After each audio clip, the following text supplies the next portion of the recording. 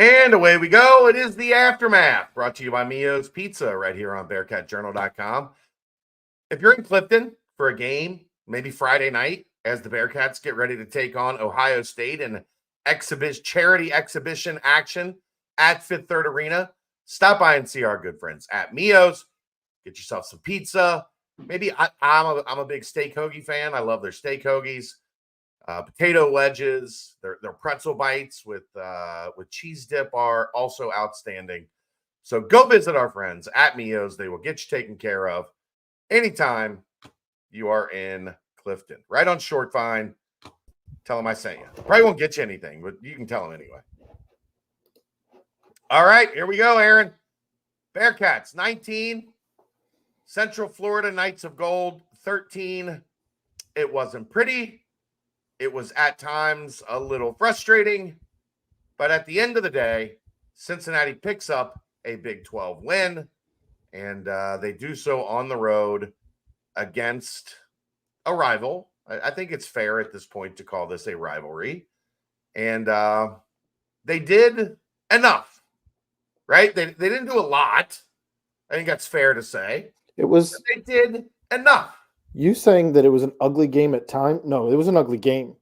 Period. There were some periods that it wasn't. It was the strangest first half I've ever seen in my entire first half entire was life. Wacky. It was completely drunk.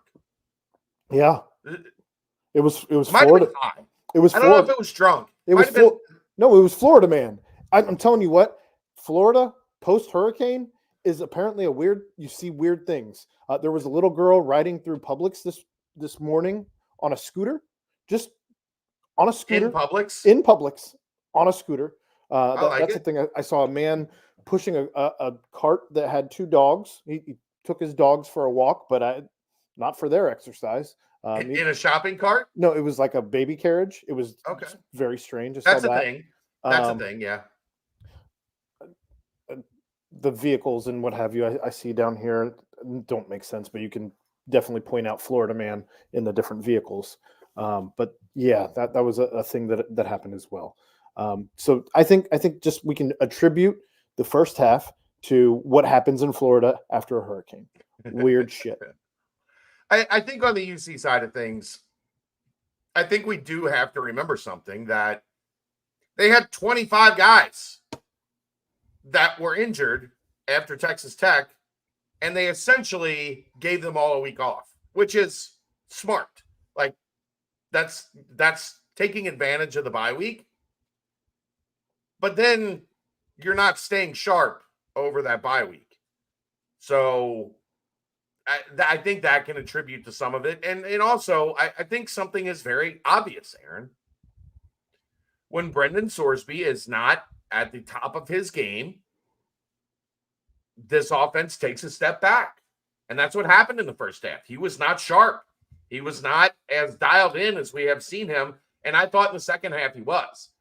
But in that first half, I think that explains a lot of it offensively, is he just wasn't really fully dialed in. But you take a team that's averaging 30-plus points a game, running for 350 yards a game or whatever it was coming into this, and you hold them to 13 points at home with their backs against the wall, I'll take it. This is one of those things, Aaron, that the offense is not going to be great every week. It's just not. Like that's the ebb and flow of a football season. When they're not, your defense has to step up. And I thought the defense was really, really good today. I thought the defense was outstanding today, actually. It was you talked about it in your three keys. Ben don't break. That's what this team did all day. They were, I thought they were tremendous. They made big plays when they needed to. Case in point, the last play of the game. But I think that we're starting to really see these defensive players are really understanding the defense at this point.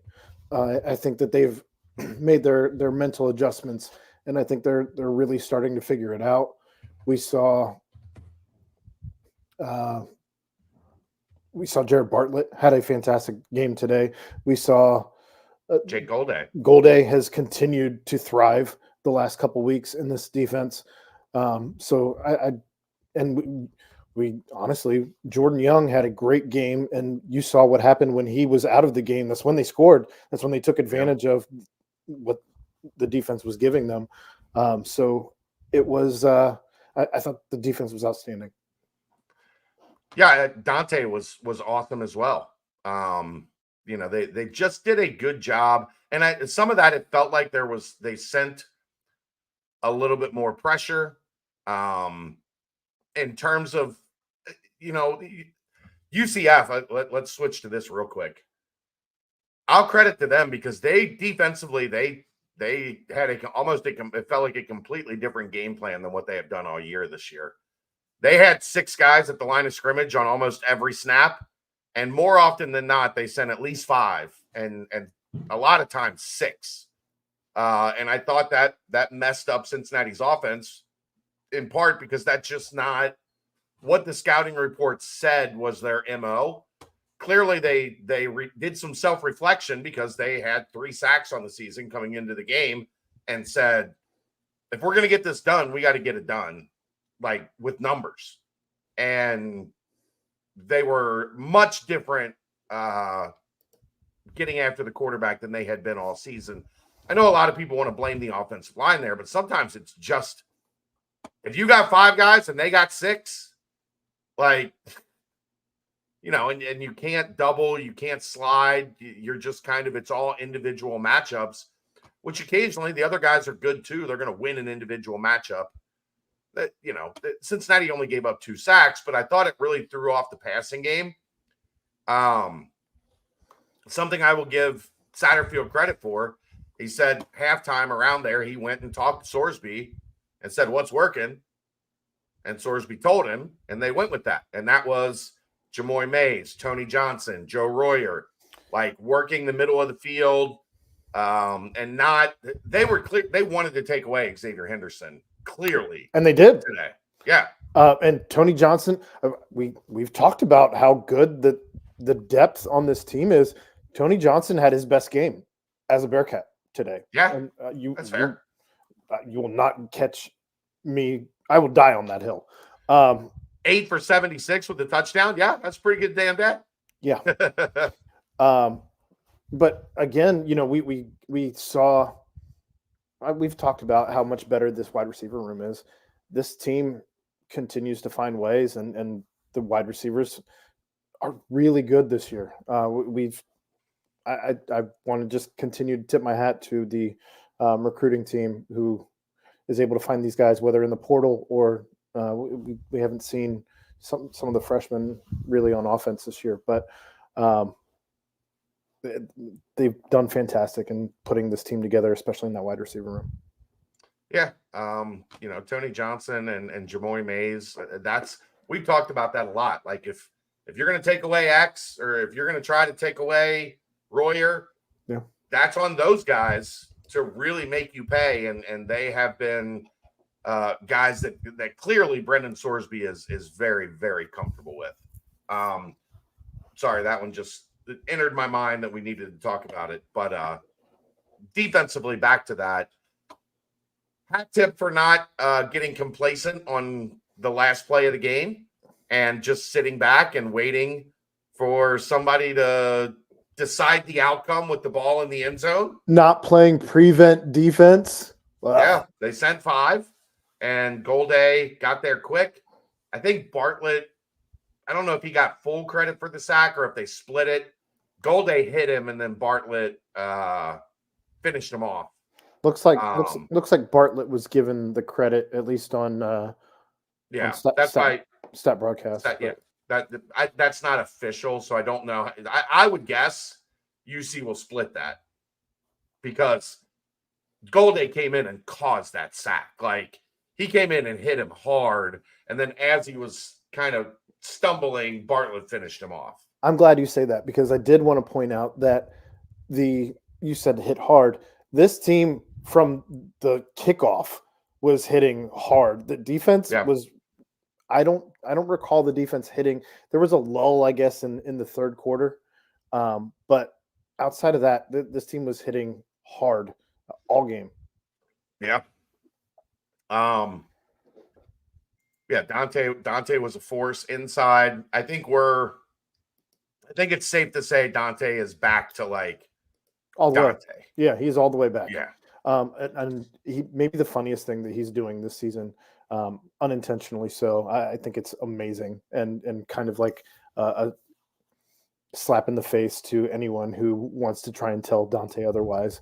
But tucking his shirt up, or his jersey up under his pads is phenomenal. I'm here for all of that. Hey, some guys have a 6-pack, some guys have a keg.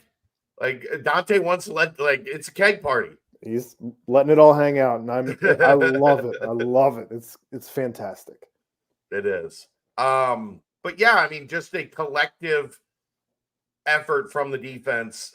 I know there's going to be some frustration that they let the quarterback run, kind of hurt them the way that they did. But to me, it was abundantly clear. Stop RJ Harvey. Like 96 everything yards. And anything. Yeah, 96 yards, but like 94. Sorry. Half of them were on one play. Almost. Or at least a third of them were on one play.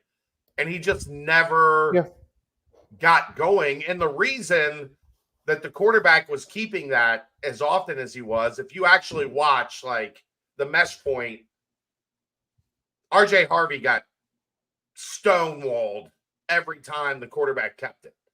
Cincinnati was selling out. He is not going to beat us. And I think that's how you have to play UCF, because he will pile up 180 on you like that. And given what we saw, Aaron, from this run defense early in the season, I'll take keeping RJ Harvey under 100. Well, and obviously you were keying on RJ Harvey because if you were keying on KJ Jefferson, you never got that opportunity. He was scratched 15 minutes before the game. The defense, I think it was Gold Day today, in the presser said they didn't even know that KJ Jefferson was not starting until about 15 minutes before the game. EJ Colson gets the start. That doesn't work. So the true freshman, and then by the second quarter, really, Ja'Curry Brown, a transfer, took over the role, and I guess that's going to be their new quarterback. KJ Jefferson was on the sideline. He was in the huddles and in the offense meetings and such on the sideline, but he did not take a single snap, and it was a strange decision. Yeah, I mean, Colson just didn't have it. Like, it was clear he was not ready. And they fumbled the ball every time he was in the game, and I wanted him back. I will give Brown credit. I thought he was pretty good. Yeah. Like he knew when to run it. He could move a little bit. He missed a game-changing pass though. They had that little drop off on the right-hand side. Yeah. Late that he airmailed. And if he completes that guy had a shit ton of real estate to make a play, and he airmailed it, and that they ended up, I think, having to punt. For a guy who didn't know he was even going to be in this game, third string. Yeah, he 200 yards at halftime. I think they had under 100 yards. It may have been in the 70s. If it wasn't in the 70s, it was in the 90s. I can't recall. But either way, Brown was more than serviceable. I think he was certainly better than anything that EJ Colson gave you today, and probably better than anything KJ Jefferson could have offered. Yeah, I mean, they're in a bad place right now, like a bad place right now. You hate to see it, Disney. I mean, their schedule is really tough going forward. Down the back half of the schedule. They have lost 3 in a row. It should have been probably 4. Like, if we're being honest about that TCU game, probably should have been 4 in a row. Like, they made a miracle comeback. All credit to them. They did it. Hat tip. But they're not in a good place. No, I'm not at all upset about it. I did see some trolling, something about tape film being better than stars. I also saw I guess one of the UC fans was kind of trolling the UCF football account, and the UCF football account blocked him. And he just tweeted, "Now tell your offensive line to try that." Yeah, I saw that same tweet. That was pretty fantastic. Well done, whoever that was. Well done. Yep. But I don't know. I think that momentum is a thing, and this is a game that I feel like Cincinnati would more often than not last year. Early this year, you would lose, and they're finding ways to instead win, create their own luck, and I think that's the sign of a team that's turning the page. And Sorsby is special. He is finding ways to win. He's finding ways to put the offense in a position. There were certainly points left on the board. You had a missed field goal. You had a missed PAT. That normally would be something that comes back to haunt you. It was not tonight. You also start a drive on the 5-yard line with 5 yards to go to score, and you didn't. That's those things normally, it feels like over the course of the last season and a half, would come back to get you. You know what feels like the thing that would have sunk the ship? Missing the extra point. Yeah.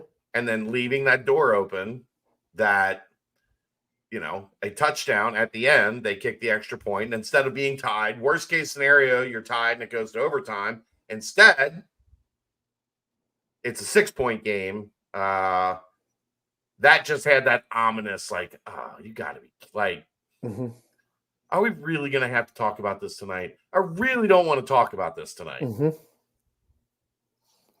Yep, I agree. And like I said, it's just them finding ways to win. And I think that this team's fun. This team is fun to watch. They have now gotten to 4 wins. They have more wins than they did last season already. You only have to find 2 more to go bowling. I see Matt in the chat here says, can we get to 7 or 8 wins? I think that's a realistic conversation. I'd still, because the Big 12 is so screwed up every year. Like the team, all the teams that were picked in the top 5 are in the bottom 8 right now in the league preseason. Like, obviously that'll change some as we go through the meat of the schedule, but Arizona and Utah and that group in the top, not all the teams, because Iowa State and Kansas State I think were picked there, but like Kansas is struggling, Oklahoma State is struggling. Those 4 especially were thought to be right at the top of this league. They're all on the bottom. Like BYU was picked 13th, 12th, 13th. They're undefeated. Arizona State 5-1, undefeated in the Big 12. It's upside down. So we talked about that. Like, the schedule is favorable for UC because they miss all the top teams in the league. As it turns out, they're going to get most of the top teams in the league because the preseason polls literally don't mean shit in this conference. Yeah, and you're winning games on the road though against against Big 12 teams. I still think the schedule looks okay. I think that, again, I think 7 or 8 wins is something that is at least a realistic conversation. You're not laughing when you're talking about 7 or 8 wins. I think it'll be interesting to see. And here's the hard part in this league, Aaron. Week to week means nothing. Right? Well, how a team looks last week almost has no impact on how they look next week in this league. Yeah. Except for Ollie Gordon, who is still on a milk carton. He is that. What's good, Ron? Good to see you, brother.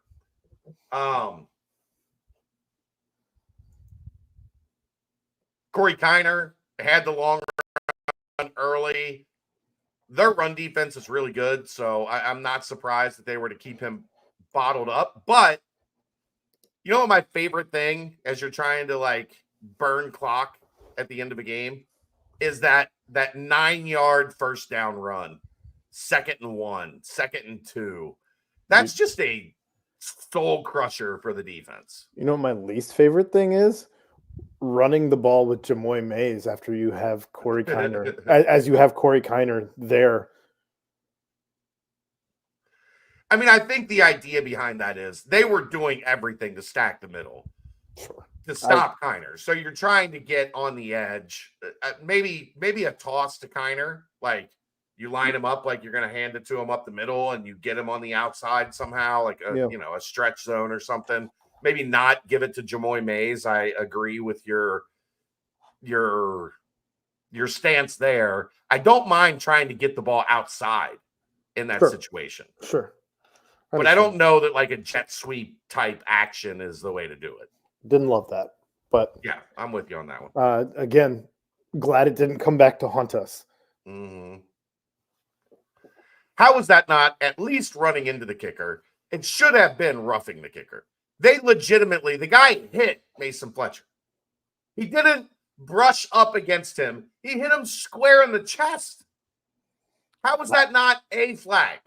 I'm going to be completely honest with you. I was unable to actually see any of that from the angle that I had. And I didn't even look at the screen because I didn't know anything happened. I am completely unable to add any thoughts or opinions on this.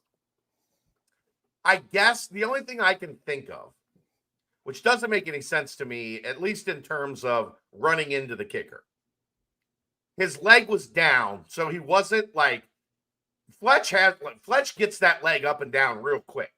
Like he is not a guy that like stands there with the follow through like a golfer. You know what I mean? Well, I wouldn't either. I wouldn't want to either.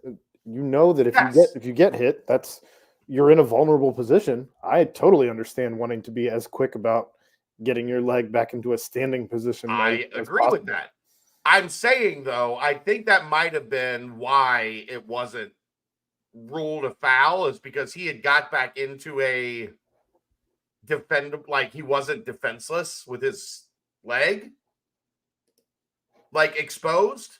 Yeah. But the guy ran into him like square in the chest. He ran into him. That's at least running into the kicker. I think it should have been roughing. That wasn't that punt, Matt. That was the punt after that. Maybe it was a makeup call from the phantom PI that was called against UCF early in the game. Yeah. Because that was questionable. Once again, questionable. That was not a good officiating crew. Well, it's the Big 12. It's what we expect. It's just football at this point. It's NCAA, it's the NFL. It's football has terrible referees. There was so much, like, I think that was part of why that first half was so weird. It's because it was just like, it wasn't, there was no flow. There was no rhythm. Everything was disjointed. Yeah, that was the word I was going to use. Yes. Yeah. It was completely disjointed. Mm-hmm. Yeah. So, I just to prove to people I'm fair. I thought Cincinnati got probably more favorable calls than UCF did. At least in the first half. I don't know that. Yeah. I didn't feel like anything went one way or the other in the second half. But again, that first half was just the weirdest half of football I think I've ever witnessed. It was just unorganized. Like on both sides. Like it was by the teams, by the refs, by everyone. Yes. By the coaches, yes.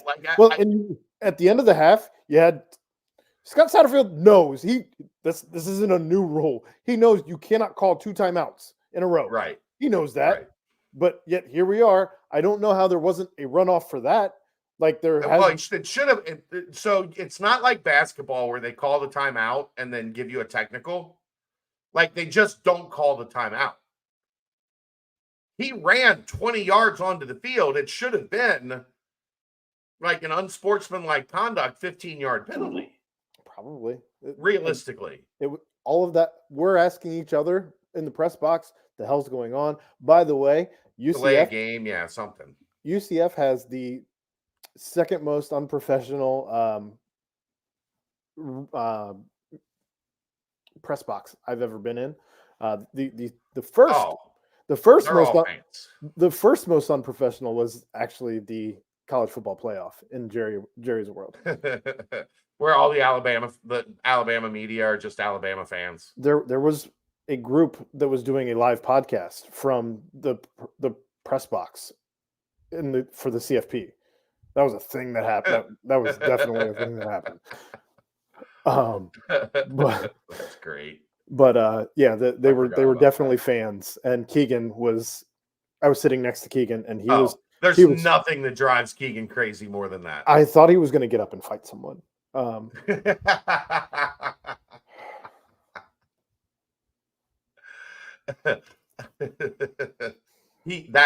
That is his like piece de resistance. Well, like because he draws the line in the sand. He is a consummate professional. Once that clock starts, he is locked in, and when it's over, he is back out.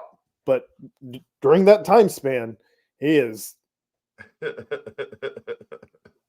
He did not want anyone. He did not want anyone else there. I don't think if he was in a room by himself, I think he would have been far happier. We might have to have him on to talk tomorrow night just to talk about, or Monday night just to talk about the press box experience. Yeah, maybe. My favorite thing, and I'll have to retweet this because I did find video of it. My favorite thing that happened in the entirety of the day was actually in the pregame stuff. They have a knight on a horse come out, and run on the field and what have you. There was also a mini horse. This mini horse goes by the name of Nugget, Knugget. I found that out on the Twitter sphere. But the handler lost the rope to little Nugget, and Nugget is wearing a cape of sorts on this little mini horse, and was running around. The cape made it that much more funny, and then it started jumping and doing these little mini horse jumps. I don't know how else to describe them. The whole thing was hysterical, and there is video footage of this entire thing taking place, and I'll retweet it because it was the highlight of my day. It reminded me of the monkeys on dogs. Yes, it reminded me of the monkeys on dogs. We're on the same wavelength tonight. Totally.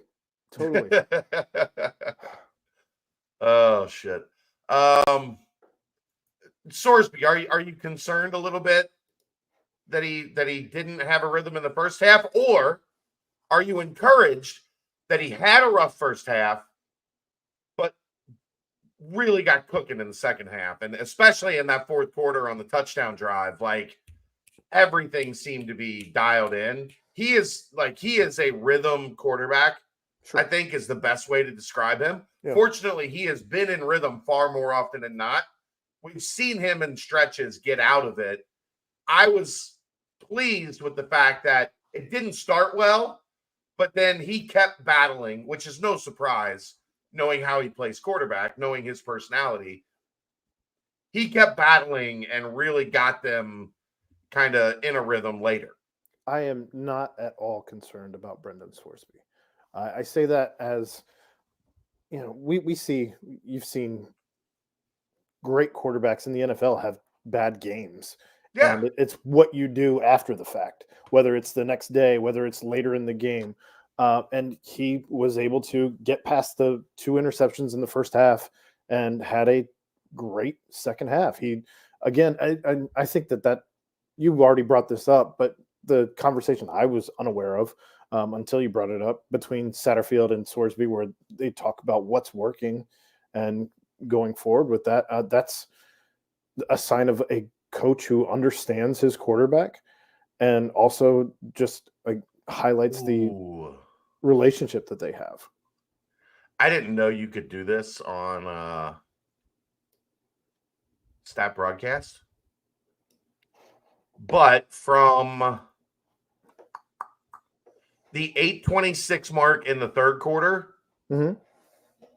to the 7:10 mark in the fourth quarter, or 7:30 mark in the fourth quarter, Sorsby completed 10 consecutive passes with 1, 2, 3, 4, 5, 6 of them, 6 of the 10 going for first downs. That's exactly what I was talking about. I just stumbled across that. That wasn't something I had pre-prepared. I will be talking about it for the next couple of days. But 10 straight completions, 6 of them first downs.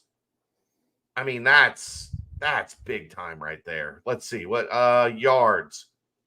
12 to Barry Jackson, 21 to Tony Johnson, 11 to Joe Royer, 18 to Joe Royer, 9 to Jamoy Mays, 13 to Tony Johnson, 14 to Mays, 6 to Royer, 8 to Johnson, 5 to Mays. That's his 10 consecutive completions. So what? 1, 2, 3, 4, 5. Also 6 of them for over 10 yards.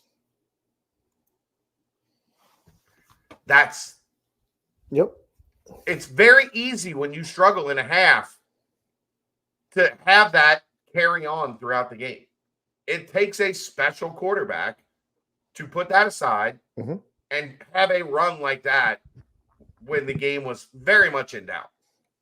Yeah, and he also got the wind knocked out of him and had to go onto the sideline. And Keegan's doing his thing, and I'm on the binoculars looking to make sure he doesn't disappear into the tent, because we were both a little nervous about that. But I truthfully, I think that we have an opportunity for our kicker to kind of do the same thing and right the ship in that regard. Hawks, I think, he's certainly had some adversity the last couple games, and he is very good from long and straight. Like, he kicks the ball really far and really straight. From the hashes, we got some work to do. Not great, Bob. Yeah, we got some work to do. But we'll see what happens with that. I'm not going to be down on a kid who's been kicking for all of 3 games. Right. And he did make a 51-yarder that would have been good from 60.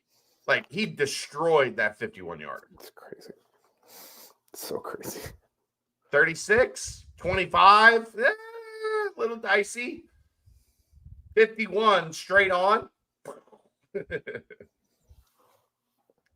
I don't know. Maybe bring Carter Brown in for the under 40. I'm not against that. I really am not. Like, it'd be the strangest thing that I think I've ever seen in regards to I've seen kicker. I've seen it before in college football where you have a guy that is your like 45 plus guy, and you have your guy that is like your accuracy 40, 45 yard guy. Wild. It's not common, but I have seen it before where they just have a guy that has a bigger leg than the other guy. Yeah. I think, Hawks has a bigger leg than Carter Johnson, not Carter Wilson. Carter Brown. Carter Brown. You're just throwing out all these. I'm all over the place. Yeah. I'm throwing out all the very common American last names. Yes. Carter Smith. Nope. You know what I mean. Carter Brown is really accurate from 45 and in. Hawks has got the bomb. How sick is KJ Jefferson right now? He's not. He's laughing his way to the bank. He's probably at a buffet.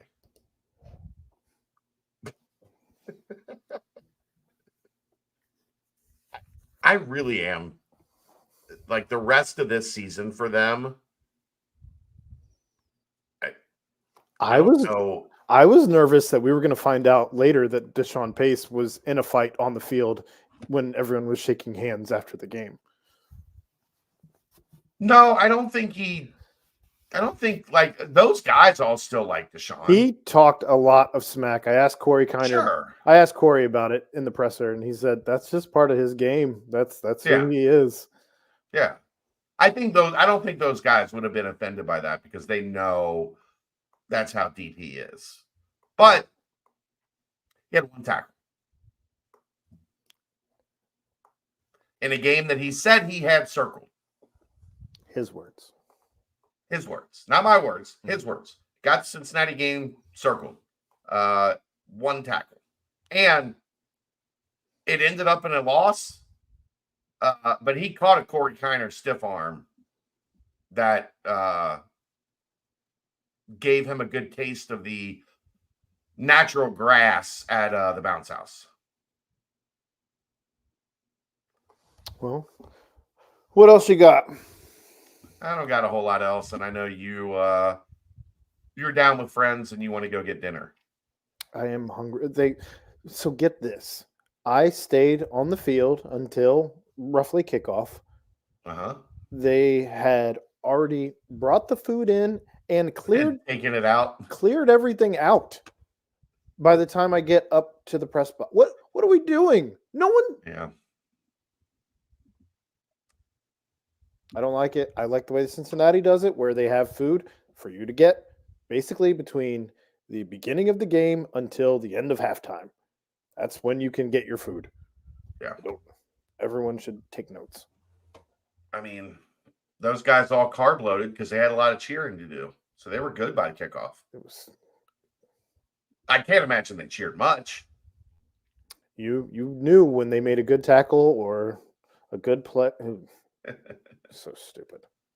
Can UC beat Arizona State? I will say this. I watched most of that game last night. Arizona State looked really good against Utah. Like, that is a good Utah defense. And Arizona State kind of systematically picked them apart. We will talk about it tomorrow night. We have a lot to talk about this week because this is, I think, a slight preview. I think this is two pretty good teams, Cincinnati and Arizona State. I don't think they're ranked teams or like high-level team, but it's two pretty good teams. Arizona State could end up ranked Monday. They're 5-1. They're playing well. They'll certainly they smacked Utah. They'll receive votes for sure. They'll receive votes for sure. I thought they were more of like a heavy rush offense, but their passing game was efficient against Utah last night. Yeah, we'll get into all that tomorrow night. But I walked away really impressed with Arizona State last night. So it's gonna be a good one. Saturday noon. Remember, they're going to be playing. Their time clock is going to be 9 a.m. I don't know what that's a lot different than a 10:15 kickoff on a Friday night. Yep.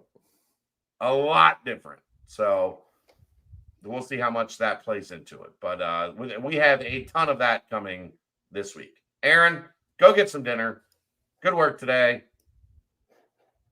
Bearcats win 19-13. They go into the bounce house, and they're the one that leaves bouncing. We will see you all this week. A lot of great stuff leading up to homecoming Saturday noon against Arizona State. That is the Aftermath, brought to you by Mio's Pizza, right here on BearcatJournal.com. See ya. Almost there.